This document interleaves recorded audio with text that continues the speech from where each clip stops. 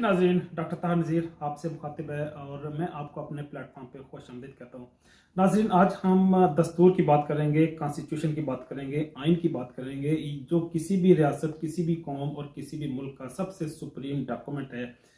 इसी दस्तूर के तहत, इसी आइन के तहत मुल्क के तमाम अदारे काम करते हैं और पाकिस्तान और दीगर तमाम ममालिक की जो अवाम है, इसी कानून, इसी दस्तूर के अंदर रहते हुए अपनी तमाम सरगर्मियों को ऑर्गेनाइज करते हैं।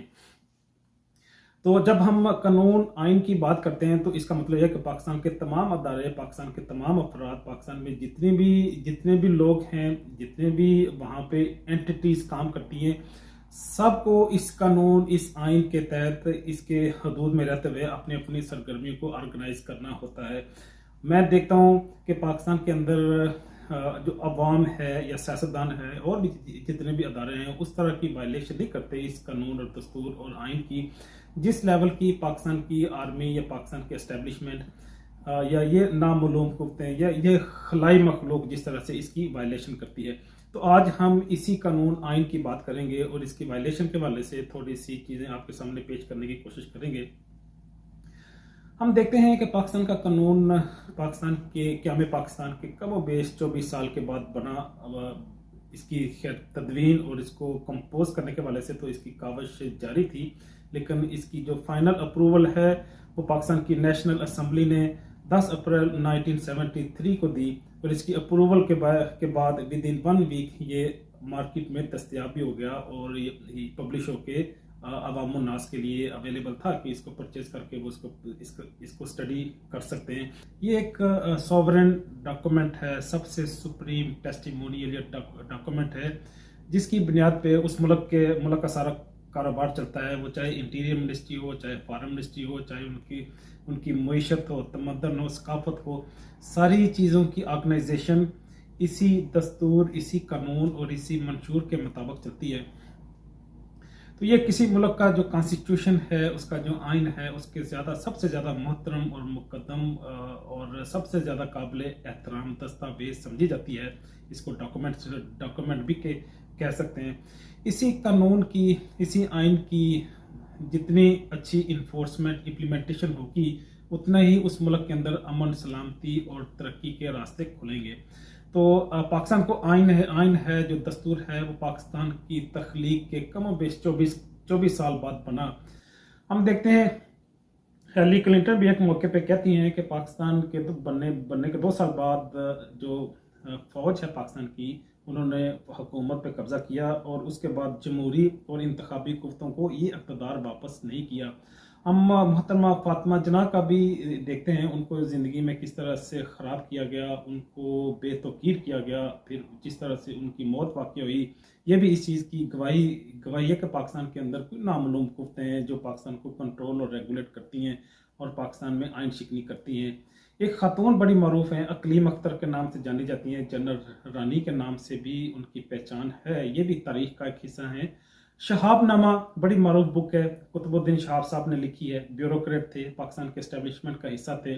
उनकी अपनी बुक, उनकी अपनी तहरीरें चीख कर बता रही हैं कि पाकिस्तान के अंदर आमरीत और डिक्टेटरशिप मौजूद है। आगे बढ़ाते हैं बात को। हम देखते हैं कि ऑपरेशन मिडनाइट जैकल के नाम से एक दस्तावेज अवेलेबल है, जिसमें सारी तफसीलात मौजूद हैं कि किस तरह से खुफिया अदारे मुख्तलिफ पोलिटिकल पार्टीज के वर्कर्स को या मुख्तलिफ लोगों को टफ टाइम देते हैं, कत्ल गारत करते हैं और अपने मखसूस एजेंडे को पाए तकमील तक पहुँचाते हैं। असगर खान रिपोर्ट का अगर मुताला करें तो हमें पता चल जाता है, हम इजीली आइडेंटिफाई कर लेते हैं कि पाकिस्तान के अंदर खुफिया अदारे इन्फ्लुएंस करते हैं। आगे बढ़ाते हुए हमूदुर रहमान कमीशन की बात करूँगा, वो भी चीख कर बता रहा है कि पाकिस्तान के अंदर कानून शिकनी होती है, आइन शिकनी होती है, यहाँ पे डिक्टेटरशिप अपनी मखसूस शक्ल में मौजूद है। दूर ना जाएं, इसी मंथ एतजाज़ हसन साहब ने बात की है, बड़े मरूफ पॉलिटिशियन हैं, बुजुर्ग हैं, पीपल पार्टी के साथ उनका एक दरीना तल्लक है।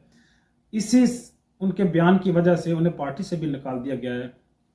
उन्हें कहा कि ये तो हो ही नहीं सकता, ये तो जज की हाथों की हथेलियों पे लिखा हुआ फैसला है मनी लॉन्ड्रिंग केस का, शहबाज शरीफ का, TTS का, और इनका जो नवाज शरीफ साहब का جو पनामा केस है, इसी तरह जरदारी साहब का जो केस है, ये केस ऐसे हैं कि जिनमें कभी हो ही नहीं सकता कि ये लोग सजा से बच सकें। उन्होंने बाय नेम आर्मी चीफ का नाम लिया, उन्होंने कहा कि जनरल बाजवा साहब ने इनको सजा से बचाया है और उन्होंने कौम के साथ, मुल्क के साथ अच्छा नहीं किया कि इन मुजरमों को महफूज किया है।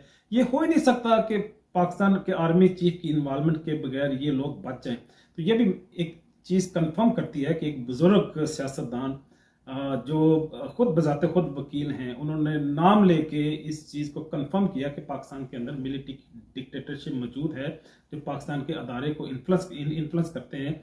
जो अदारा पाकिस्तान की अदलिया को कंट्रोल कर सकता है, तो वो उनके लिए एजुकेशन की मिनिस्ट्री या उनके पास खारजा या फॉरेन अफेयर्स, इंटीरियर मिनिस्ट्री, इस तरह के और सारी मिनिस्ट्री या अदारों पे इन्फ्लुएंस करना तो कोई मसला ही नहीं है।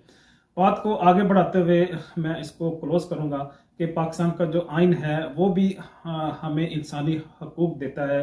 पाकिस्तान का जो दस्तूर है वो हमारी मुसल्लह अफवाज को सियासत से दूर रहने की तलकीन करता है, लेकिन फिर भी हमारी आज़ादी को मैं समझता हूँ कि हर सतह पर मजरू करने की कोशिश की जाती है। ये वही आज़ादी है जो अल्लाह ने हमें हमारी तख्लीक के साथ ही अता कर दी थी। हमें हमें आज़ाद और ख़ुद मुख्तार कर दिया। ये वही आज़ादी है जो हमने 14 अगस्त 1947 में ली। ये वही आज़ादी है जिसके लिए हमारे आबा अजदाद ने जानों के नजराने पेश किए। तो ये आज़ादी इंशाल्लाह पाया तकमील तक पहुँचेगी, पाकिस्तानी कौम आज़ाद होगी। इंटरनेशनल एस्टेब्लिशमेंट के लिए ज़्यादा देर मुमकिन नहीं है कि पाकिस्तान को पाकिस्तान के एस्टेब्लिशमेंट के थ्रू ज़्यादा देर तक गुलाम बना के रख सकें। जब हमने उनको 14 अगस्त 1947 को वापस भेज दिया, ब्रिटिश एम्पायर वापस चली गई, तो अब किसी और शक्ल में हम पे मुसल्लत मज़ीद नहीं हो सकती। इंशाल्लाह वो दिन, वो सहर और वो सुबह ज़रूर तुलू होगी। इसी पैगाम के साथ डॉक्टर ताहिर नज़ीर आपसे इजाज़त चाहता है। मिलते हैं ज़िंदगी के किसी नए मोड़ में, नए इल्मी उन्वान के साथ। तब तक के लिए अल्लाह हाफिज़।